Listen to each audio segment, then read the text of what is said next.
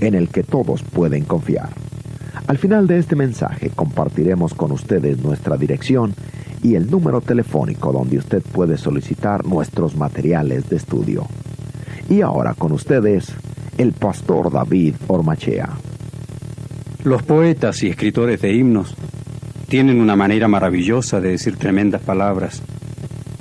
Aún en los tiempos difíciles de nuestra vida, parece que escriben acerca de esos momentos de una forma tan hermosa que de alguna manera nos hacen sentir que esas palabras encajan con la realidad de lo que experimentamos en los sufrimientos. Hay algunos himnos que vienen a mi mente, como aquel que dice: cuando a través de duros juicios te encuentres en tu camino, mi gracia toda suficiente estará contigo. La llama no te tocará, solamente la he diseñado para consumir la inmundicia y tener oro refinado. Son hermosas palabras. Tal vez nosotros nunca hubiéramos podido poner esta verdad de esa manera. Tal vez nunca pasaron siquiera por nuestra mente aquellas palabras. Bueno, son hermosas palabras para un día domingo. Esa es la verdad. Un domingo en la mañana, pero de alguna manera parece que no fluyen de nuestros labios un día jueves en la noche o un día viernes en la noche, cuando nuestro hijo se perdió o cuando encontramos que un hijo fue asesinado. Es difícil entender que estamos siendo refinados en ese momento. Más bien sentimos que estamos siendo consumidos porque pensamos en el dolor, en la pérdida. Hay otros himnos que sin duda también tienen en mente y nos gusta cantar porque tienen en mente tremendas verdades. Bueno, uno de ellos es: cuando tentado yo he deseado saber por qué hay muchos aquí que andan sin pruebas y sin cuidado, mientras el mal me acecha a mí. Cuando venga Jesús en la gloria, todos al cielo nos llevará. Cuando le veamos en aquel día lo entenderemos, sí, más allá. Entenderemos nuestras angustias, entenderemos nuestro pesar. Hermano mío, nunca desmayes. Todo en el cielo se ha de aclarar. Hermosas palabras, tremenda teología, pero de alguna manera esto no parece encajar en los momentos de dolor. Hay una tremenda muestra de la presencia de Dios en estas palabras. Notamos que Dios tiene un propósito y que algún día todo cesará. Pero ¿qué pasa aquí y ahora? ¿Qué pasa en este momento? Cuando el cónyuge le dice: yo quiero dejarte porque tengo otra persona. Creo que todas estas palabras, cuando están acompañadas de una buena música, de órgano, de guitarra, con mucha alegría, presentan un panorama muy diferente de lo que parece que enfrentamos cuando oímos que uno de nuestros hijos tiene una enfermedad terminante. Alguien escribió acerca del sufrimiento. Escribió con mucha realidad. El señor Joe Bailey lo describió de una manera tremenda en su libro Una mirada desde la carroza fúnebre. Y muestra que la muerte es un enigma supremo. No podemos explicar su misterio, dice, y lo desconocido nos trae terror. Este misterio es mucho más grande en una generación que se aferra a la negación de la muerte. Otro elemento de la muerte es el dolor que frecuentemente acompaña a aquellos que están en ese proceso. Luego, un poco más tarde, en su libro escribe: una carta que recibí me trajo una tremenda pregunta, y esta es: ¿por qué? La mujer me escribió de una pequeña ciudad en el este. El 25 de enero de 1973, en ese hospital estaba Juan, un muchacho de pelo rojo, siempre sonriente, alto, 18 años, conductor de un tractor. Allí murió hace 2 años este muchacho de leucemia. Después de 6 meses de elevadísimas temperaturas, de aplicación de drogas, de experimento, de un constante desangramiento, un tumor en el recto que llegó a ser gangrenoso y finalmente murió después de 6 horas de dolores violentos. Su cara tan delgada y su pelo solo una memoria, sus brazos azules y verdes de tantas inyecciones y alimentación intravenosa, lucía como el cuadro viejo de un santo, después que terminaron sus torturas. Sigue agregando la carta. La señora me preguntó: Dr. Bailey, ¿por qué? ¿Por qué un Dios amoroso pudo permitir todo lo que hicieron a Juan? Porque esto vino a mi familia. Soy pobre, tengo solamente muebles de segunda mano, lo mismo que mi ropa. Las cosas de valor eran mi esposo y mis hijos. Toda nuestra vida estuvimos luchando para suplir nuestras necesidades. ¿Cómo puedo vivir con la memoria de la agonía de mi hijo que sufrió? Parte de su tiempo pasó en coma y se mantenía diciendo: mamá, ayúdame, mamá, ayúdame. Yo no pude. Y esto me está matando.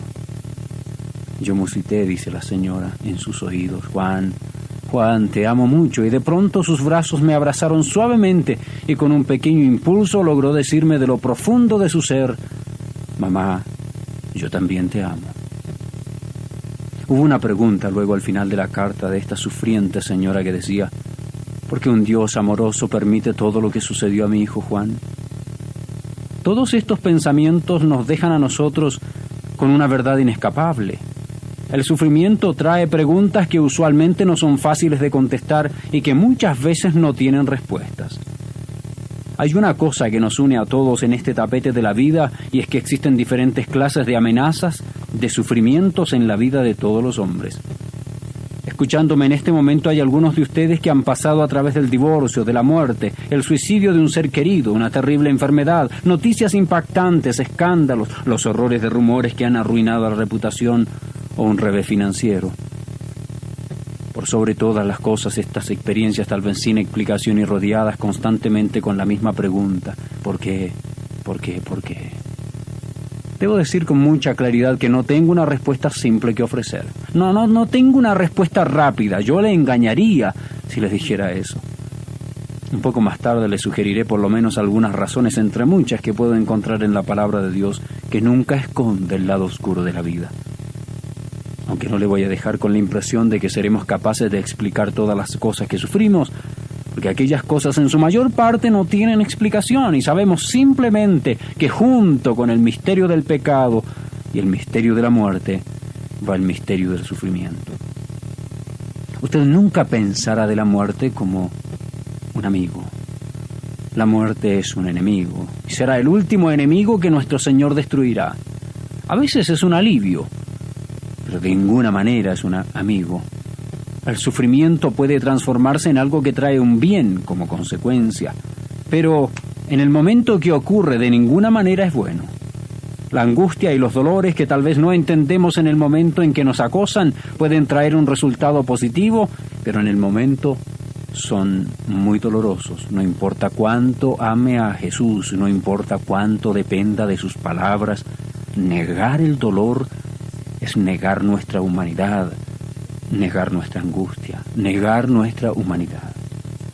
Los primeros 11 versículos de la segunda carta de Pablo a los Corintios nos proveen de un maravilloso caso, escrito por un hombre que no es extraño a los dolores. Su cuerpo lleva marcas de naufragios. Fue apedreado, llevó un aguijón en su carne que nunca le dejó. Sufrió malas interpretaciones, rumores. Este hombre también vivió con sufrimiento y los enfrentó en forma regular. Creo que él tiene el derecho de ser escuchado y se ha ganado el derecho de ser respetado. Segunda de Corintios es un registro dramático del apóstol Pablo en su viaje por la vida. Los primeros 11 versículos forman un preámbulo. Ellos establecen en simples términos su posición de la mejor manera que puede explicarlo, concerniente al dolor, a la angustia, al sufrimiento de la vida. Usted puede seguramente recordar mis comentarios sobre esta carta. Es tan personal y se muestra tan transparente el apóstol. Por medio de ella podemos conocer a este hombre de bien. Parece como si estuviéramos conociendo a un amigo. Cuando se presenta en la primera parte de la carta simplemente como Pablo. Parece que fuera un viejo amigo. Simplemente así lo dice: Pablo. Soy Pablo. Inmediatamente describe su título, un apóstol. Usted se preguntará, ¿por qué? ¿Por qué en un diario como este presenta su título? Tenemos que comprender lo que ocurría. La razón de esta carta era la crítica, la mala interpretación que estaba sufriendo. Algunos decían, aunque Pablo escribe muy bien su carta, tiene cosas muy difíciles, bien explicadas, pero su presencia es débil. Él no es lo que aparenta ser. Pablo dice, no, yo soy un apóstol.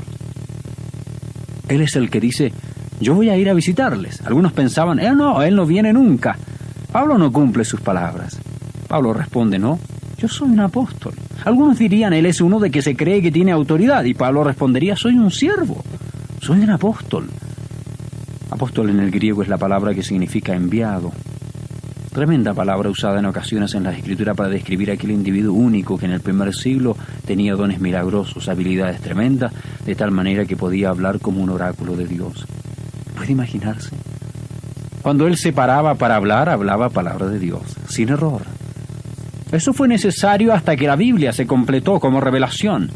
Cuando un apóstol se paraba a enseñar con el poder de Dios, la iglesia estaba en silencio y escuchaba, porque era palabra de Dios. Pablo dice, soy apóstol. No un apóstol porque heredé el título de otros, no un apóstol porque yo he sido designado por algunos hombres, y por cierto, no un apóstol por autodesignación. Dice, soy un apóstol de Jesucristo, por la voluntad de Dios. Literalmente significa debido a la voluntad de Dios. Yo soy un enviado por decisión de la voluntad de Dios para escribir esta carta, para hablarles, para fundar iglesias y para servir a mi Cristo, para morir por su gloria. Yo soy un enviado para cumplir la voluntad de Dios. Luego agrega el nombre de un amigo, un compañero de viaje, un hombre a quienes estas personas conocían. Timoteo, dice, simplemente llamado aquí el hermano. ¿Han notado ustedes lo que yo he notado? Que él no está llamando a Timoteo un apóstol, sino un hermano. Porque Timoteo no fue un apóstol, fue un delegado apostólico.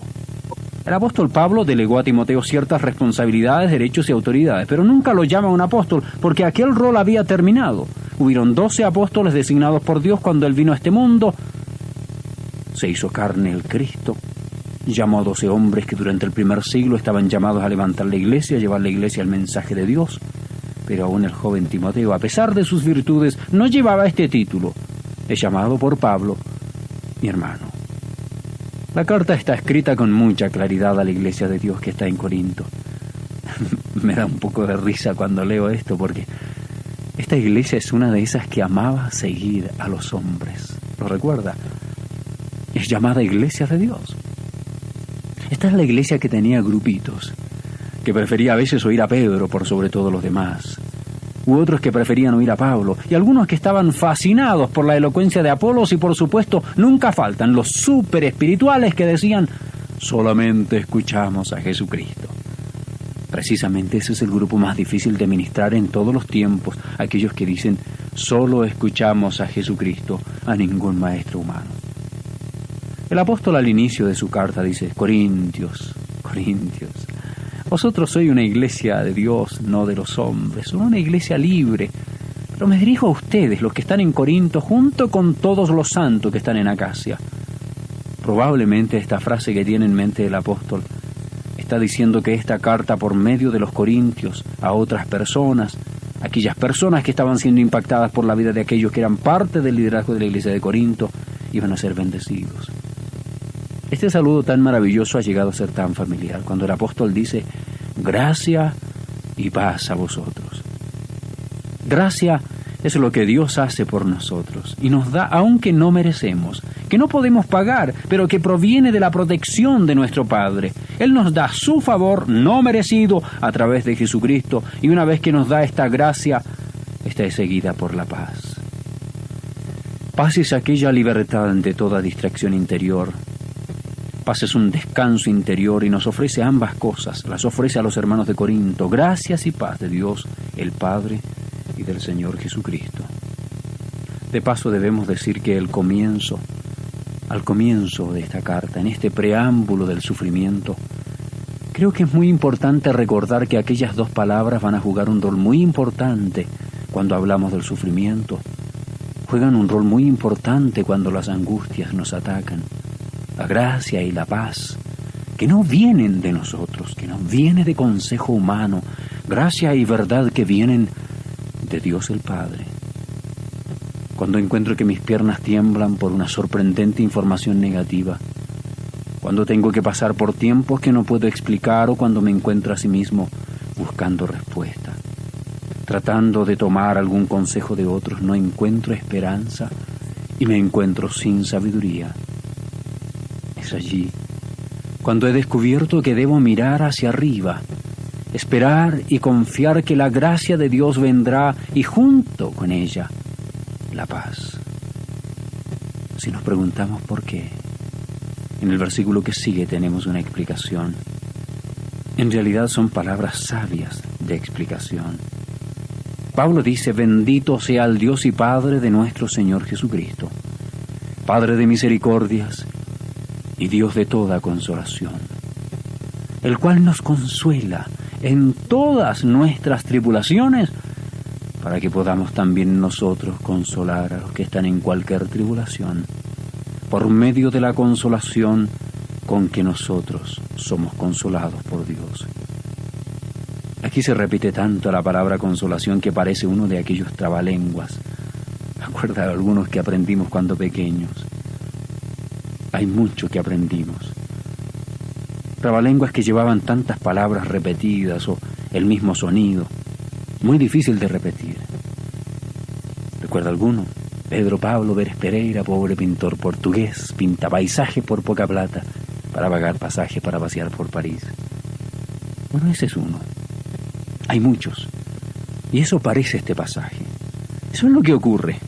Hay una énfasis constante en la palabra consolación. ¿Por qué todo esto? Porque eso es lo que se requiere en la vida. Cuando vamos a hablar del sufrimiento, se requiere consolación. No lo vamos a entender si no entendemos la palabra consolación. La palabra en el griego es la palabra parakletos. Significa ir junto a uno. La palabra kaleo significa llamar, para junto a uno, kaleo, llamar. Por lo tanto, aquí consolación es llamar a alguien que esté junto a uno. Por supuesto, siempre tiene la idea de que esté junto a uno para ayudar.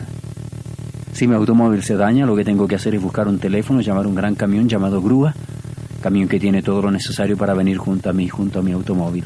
Levantarlo, llevarlo al lugar donde pueden repararlo. Eso es lo que dice esta palabra, llamar a alguien que venga junto a uno para ayudarlo. Esta palabra también significa el Espíritu Santo.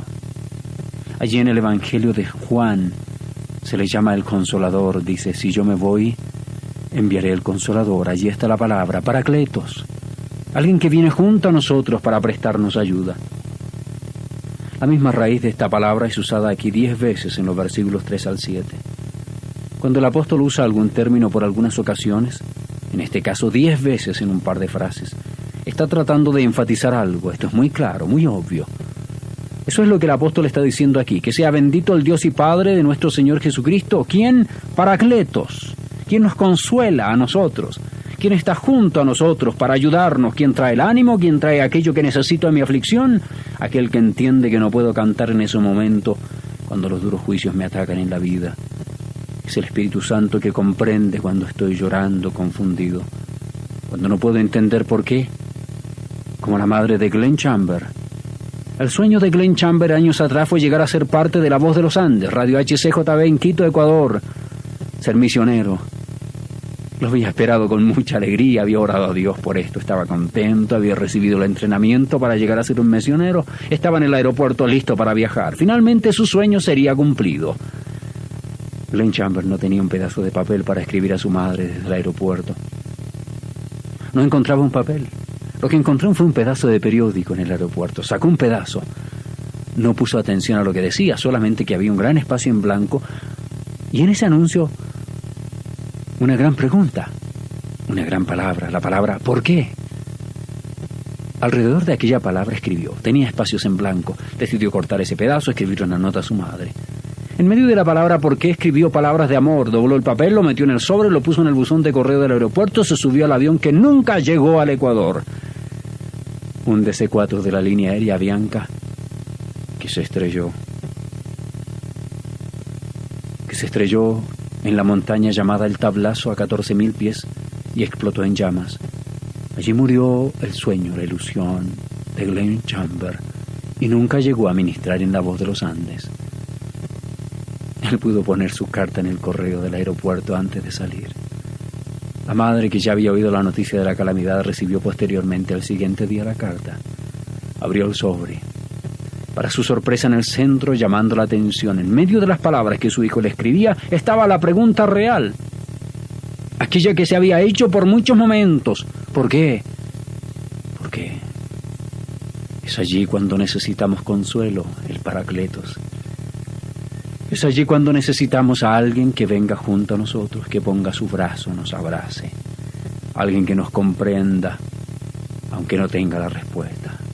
Alguien que venga junto a nosotros, como el Espíritu Santo, que conoce la respuesta, pero que en determinado momento elige no decirnos. Más a menudo elige decirnos absolutamente nada, pero está junto a nosotros para ayudarnos. En el versículo 4 podemos analizar 3 razones que el apóstol nos da. Allí comienzan razones bíblicas, aunque tengo que confesar que es muy difícil cuando paso por profundas angustias pensar siquiera en estas razones. Pero están allí, están claramente explicadas. Termina el versículo 3 diciendo: el Dios de toda consolación. Versículo 4: el cual nos consuela en todas nuestras tribulaciones, para que podamos también nosotros consolar a los que estén en cualquier tribulación por medio de la consolación con que nosotros somos consolados por Dios. ¡Qué verdad! ¡Qué lindo! ¡Qué trabalengua!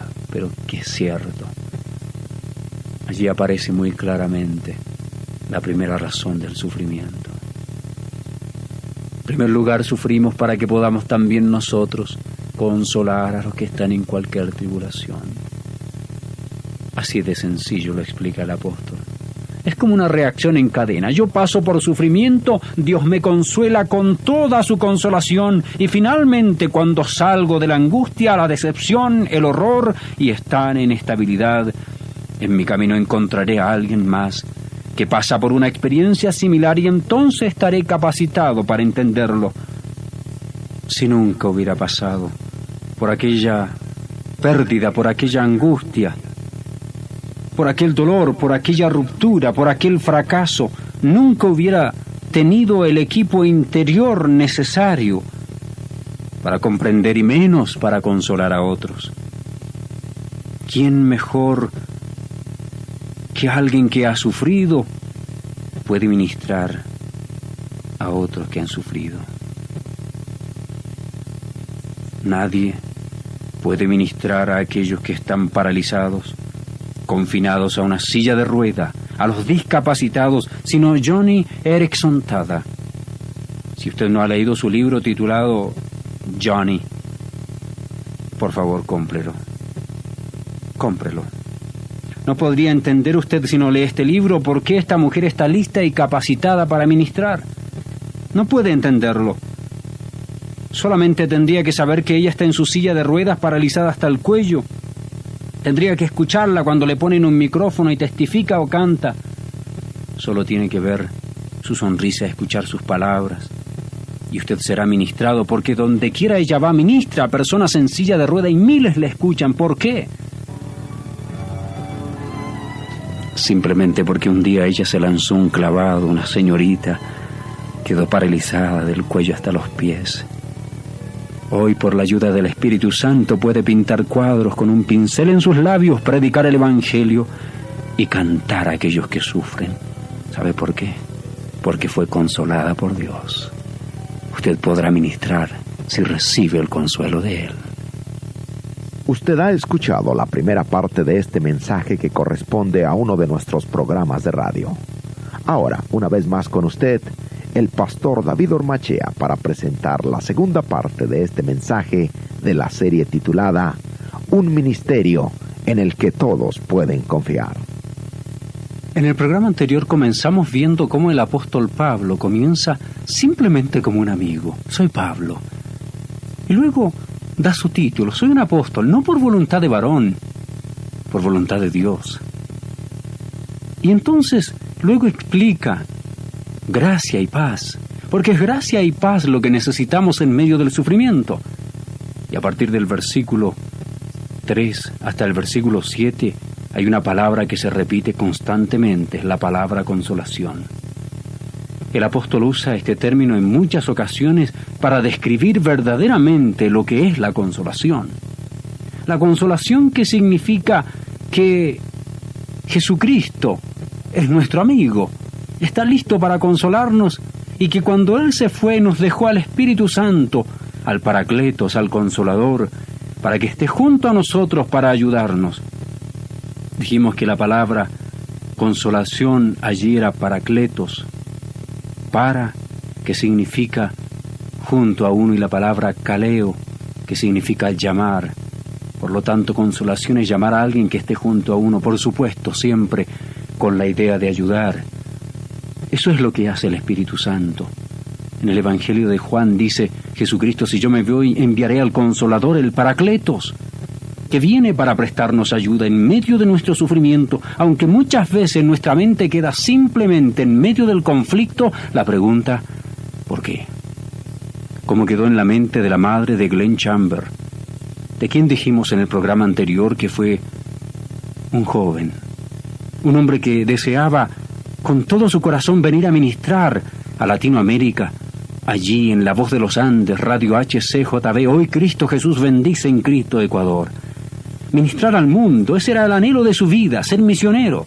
Pasó por el tiempo de entrenamiento y luego estaba listo en el aeropuerto para tomar el avión Avianca que le llevaría al Ecuador. Allí escribió una nota a su madre. De un periódico cortó un pedazo que tenía mucho espacio en blanco, pero que al centro tenía una pregunta, la pregunta ¿por qué? Allí escribió como pudo y mandó del aeropuerto aquella nota a su madre, quien recibió la nota.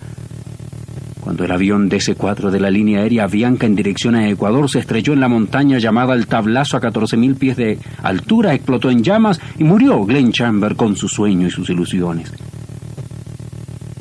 Allí, cuando llegó la carta, su madre se preguntaba ¿por qué? ¿Por qué, Glenn? Es la pregunta que nos hacemos constantemente y es la pregunta que le hacemos a la palabra de Dios. Más que regularmente, el Espíritu Santo decide no decirnos el por qué, pero está junto a nosotros para ayudarnos. En el versículo 4 podemos analizar 3 razones que el apóstol da. Allí comienzan maravillosas razones bíblicas, aunque tengo que confesar que es muy difícil cuando paso por profundas angustias siquiera pensar en estas razones. Dice el versículo 3, termina diciendo el Dios de toda consolación. Luego el versículo 4, el cual nos consuela en todas nuestras tribulaciones, para que podamos también nosotros consolar a los que están en cualquier tribulación, por medio de la consolación con que nosotros somos consolados por Dios. La primera razón del sufrimiento, dijimos, es para que podamos también nosotros consolar a los que están en cualquier tribulación. Es como una reacción en cadena. Yo paso por sufrimiento, Dios me consuela con toda su consolación. Cuando salgo de la angustia, la decepción, el horror, tengo estabilidad. En el camino encontraré a alguien que está sufriendo lo que yo sufrí, y por el consuelo que recibí puedo consolar también a otros. Nadie puede ministrar mejor a los que están paralizados, confinados en una silla de rueda, sino Joni Eareckson Tada. Si usted no ha leído su libro, por favor cómprelo. Se llama Joni, Joni, Joni. Joni Eareckson Tada cuenta su historia. Muchacha, deportista, que un día decidió ir a lanzarse un clavado. Su cabeza chocó contra una roca y quedó paralizada de pies a cabeza. Solo su cabeza puede mover sus labios. Pero recibió la visita del Consolador, y si usted le entrega un micrófono, ella testificará, cantará a miles de discapacitados que se reúnen para escuchar a aquella mujer que, moviendo simplemente sus labios y su cabeza, puede pintar cuadros con un pincel puesto en sus labios, puede predicar y cantar a aquellos que sufren. ¿Quién mejor que ella puede entender el sufrimiento de aquellos y ministrarle, para que pueda ella consolar a los que están en cualquier tribulación? Sufrió. ¿Quién puede entender mejor a alguien que está sufriendo un revés financiero en sus negocios, que pierde todo lo que tiene, sino una persona que ha pasado por la misma situación y que luego ha sido levantado por Dios para poder consolar a otros?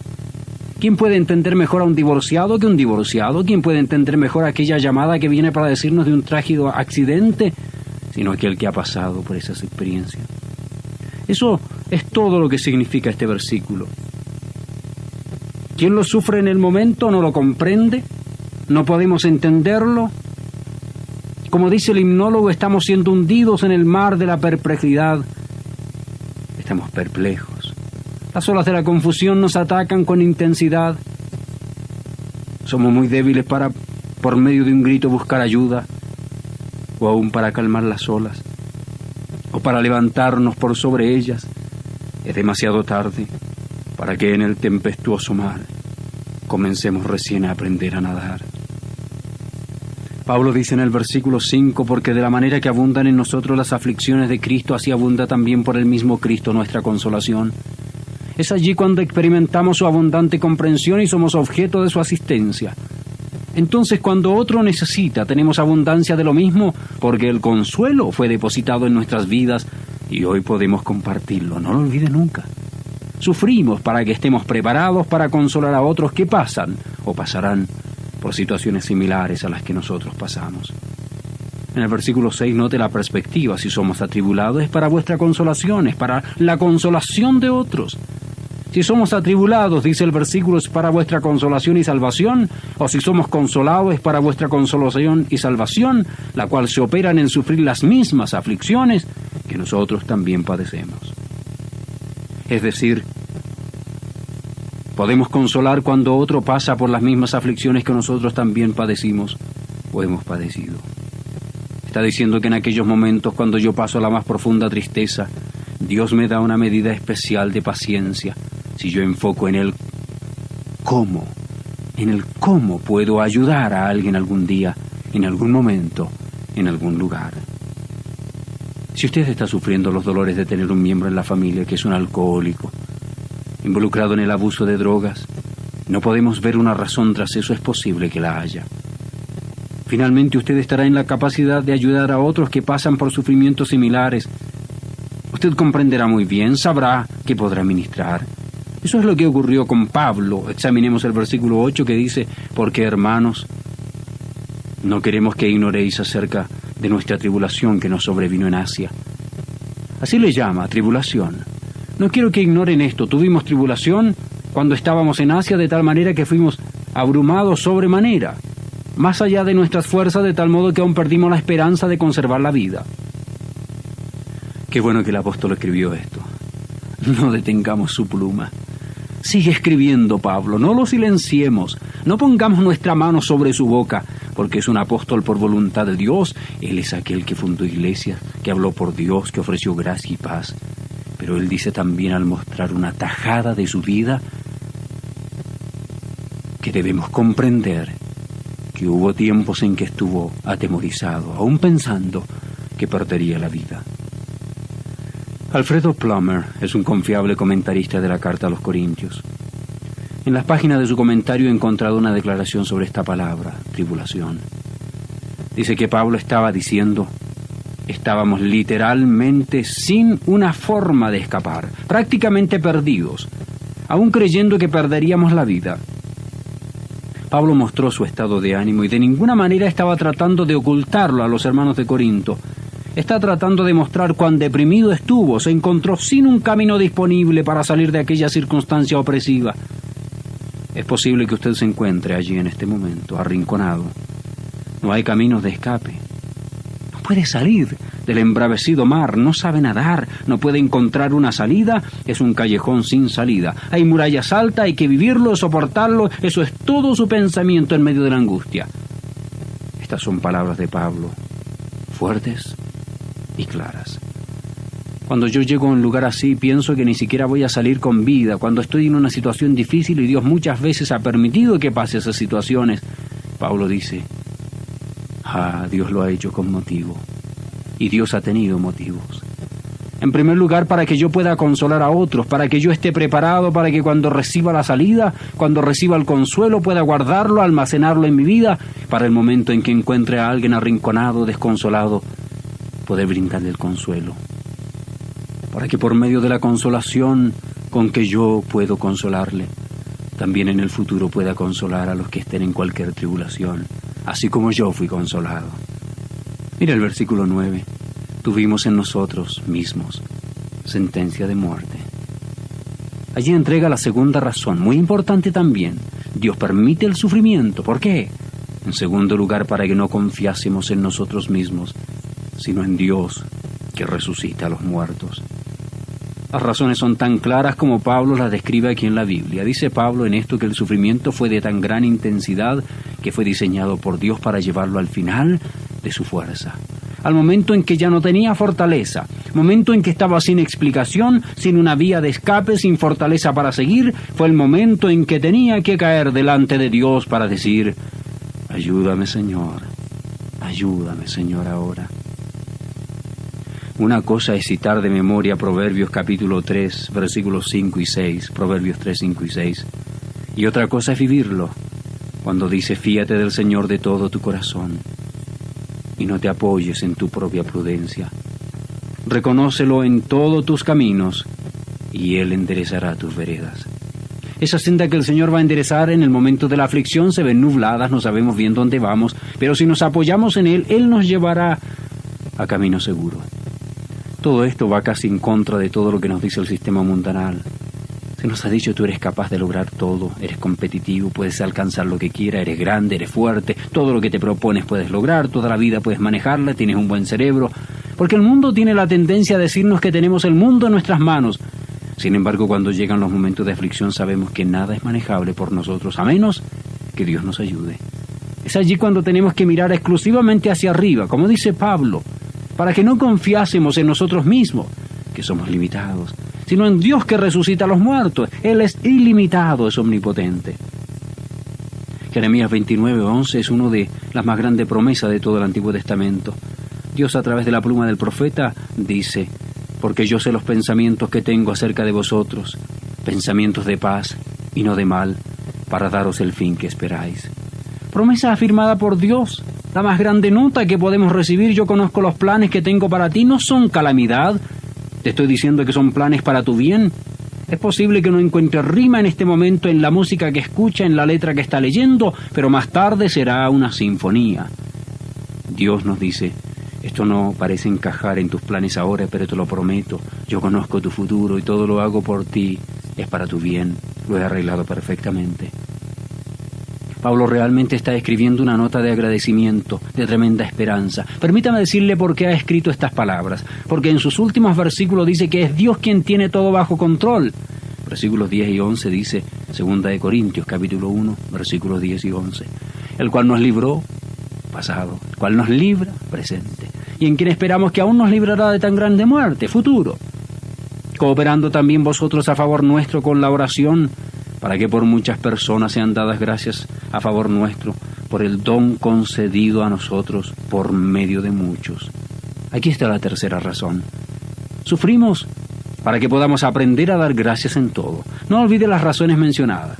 En primer lugar, para consolar a otros que están sufriendo las mismas tribulaciones, consolarlos con el mismo consuelo con que fuimos consolados. En segundo lugar, para que cuando perdamos toda la esperanza, miremos arriba, aprendamos a confiar en Dios y no en nosotros mismos. Y en tercer lugar, para que aprendamos a dar gracias a Dios en toda circunstancia. Solo en el momento que podemos decir gracias, Señor, estamos en el tiempo en que hemos aceptado totalmente que todo proviene de Dios. No hasta el momento en que podamos poner nuestros brazos sobre nuestro hijo enfermo, no hasta el momento en que aceptemos que nuestro cónyuge se aleje, no hasta el momento en que miremos las espinas de la carne, el aguijón de la carne como algo permitido por Dios, no hasta que demos gracias por ello, hemos comprendido que el Señor tiene un plan verdadero para nosotros que nunca se equivoca. Solo cuando podemos tomar nuestra angustia, meterla dentro de la comprensión de la verdad escritural, cuando podemos mirar hacia arriba y decir gracias, Señor, por mi hijo enfermo, por mi enfermedad, gracias por el cónyuge que se va, gracias por el familiar que partió, solo allí estamos aceptando su voluntad soberana. Muchas personas luchan con esto. He notado que aquellos que resisten a menudo están luchando con la amargura, la cohibición, la continencia, se sienten turbados, porque no pueden explicar todo ahora. Se dicen entonces, tiene que haber algo, porque no pueden explicarlo. Dicen, ¿cómo puede encajar todo esto? ¿Cómo hacer encajar todo esto en este rompecabezas? Tengo que armar este rompecabezas y entonces podré decir gracias. Es posible que nunca pueda decirlo porque nunca lo va a armar. Usted no necesita explicar el misterio, solo confiar en aquel que hace todas las cosas perfectas, aquel que nunca nos pidió consejo a nosotros para construir, para crear todo lo creado. Por eso debemos darle gracias, porque Él hace todo perfecto. No olvide que el sufrimiento llegará tarde o temprano. Tenemos que aprender a dar gracias en todo. Suena muy simple, muy correcto, como palabras de poeta, como escritor de himnos. Parece que solo necesitamos ponerle música y aprender a cantarlo. Pero ¿qué hacer cuando esta realidad se asoma? Cuando es parte de nuestra existencia. ¿Cómo lo llevo a la práctica? Veo en las páginas de las Escrituras que Pablo ofrece algunas declaraciones que van a ser de ayuda en forma práctica para poner esto en acción. Y déjeme sugerirle algunos pensamientos.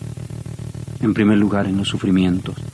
En vez de enfocar solamente en su persona ahora o en el problema del momento, trate de enfocar en el beneficio que producirá a otros y a usted mismo en el futuro.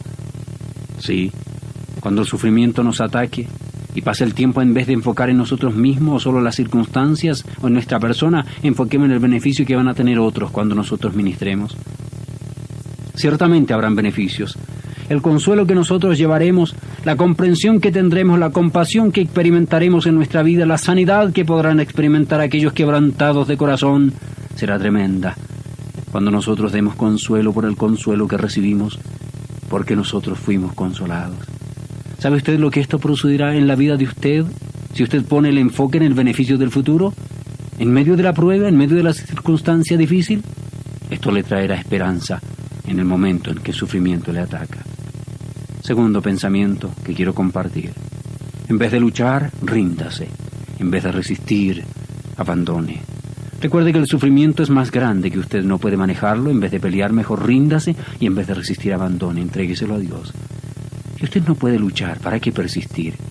Si vemos que la circunstancia es más grande que nosotros y las olas son más grandes que nuestra embarcación, ¿por qué no confiar en un poder sobrenatural llamado Dios? ¿Sabe qué traerá esto usted? Esto aumentará su fe. De alguna manera, en este proceso, en esta terapia de abandonar nuestras fuerzas y entregar todo el conflicto a Dios, toda angustia, Dios vendrá con un poder sobrenatural y esto traerá fe a nuestra vida. En tercer lugar, aunque el vengarse parece tener más sentido para nosotros en ese momento de sufrimiento, tratemos de dar gracias a Dios en todo. Aunque tratar de desquitarse, rebelarse contra Dios o contra aquel que está trayendo el sufrimiento aparentemente tiene más sentido y no entendemos lo que Dios hace, Dios es Dios, nosotros humanos. Si usted da gracias a Dios, esto le traerá la paz. Todo lo que necesitamos es esperanza, fe y paz. Esperanza que viene cuando pienso en el ministerio que podré tener en el futuro, fe que vendrá cuando dejo de resistir en mis propias fuerzas y lo pongo en Dios, cuando tengo que esperar en Él, eso me trae fe. Porque la fe viene cuando me rindo a mi Padre y le digo, tú lucha por mi Señor, tú sigue en esta batalla. Mientras más escaramuzas peleamos en la fortaleza del Espíritu, más creceremos en nuestra fe. Podemos enfrentar los gigantes del mañana. Siempre pienso en David, capaz de derrotar a Goliat con una simple onda y luego decir, el Dios que me libró de los osos, de la boca de los leones, Él me librará de la boca de ese filisteo incircunciso. Imagínese a David en el valle de Ela. Antes tuvo tiempos oscuros. Nadie sabe que había peleado con un león, un oso, no hay el relato.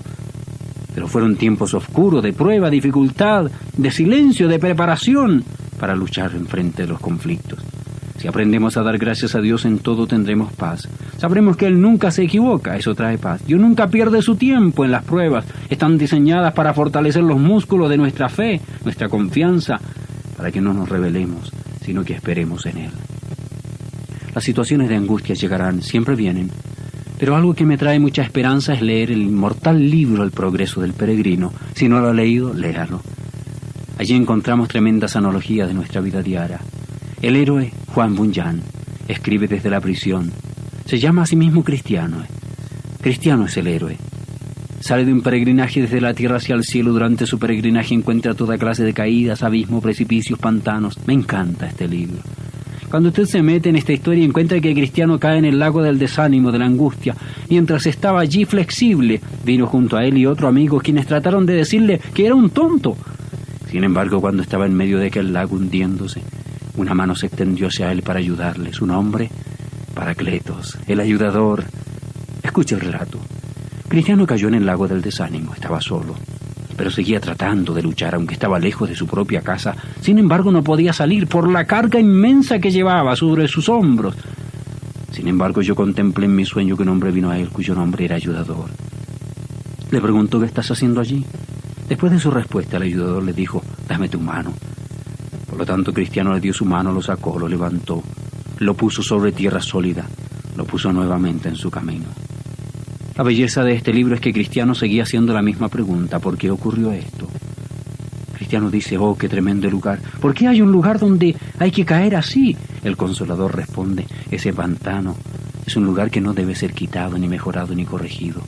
Es la constante inmundicia. Son estas cosas pantanosas, esta suciedad que atenta contra las convicciones.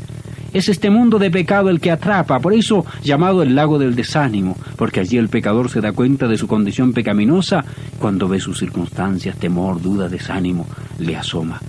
Cuando se ve rodeado de inmundicia, anhela ser ayudado y salir, y allí es cuando aparece el Consolador, el Ayudador. ¿Sabe qué debe existir? Debe existir un lago del desánimo. Esto provoca que el pecador se da cuenta de su necesidad de ayuda, le hace temblar, necesita al Consolador y allí aparece y nos da la mano.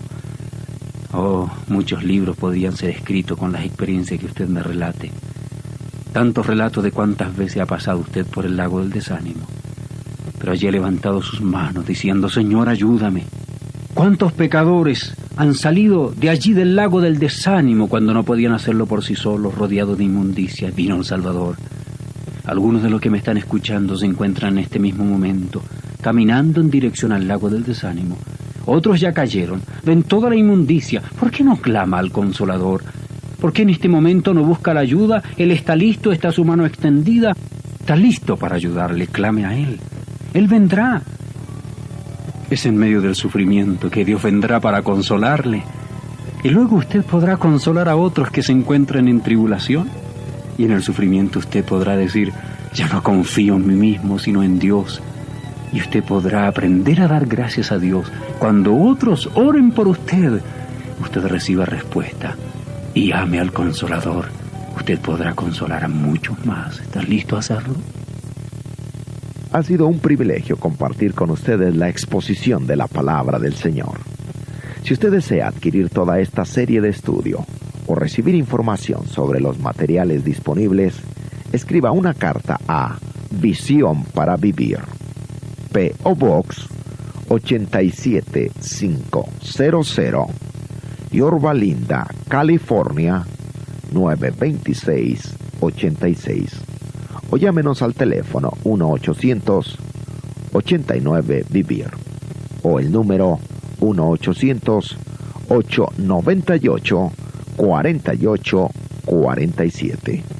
Su llamada debe hacerla entre las 8 de la mañana y las 4 de la tarde de la hora del Pacífico. Hasta una próxima oportunidad, cuando juntos desprendamos de la palabra de Dios más visión para vivir.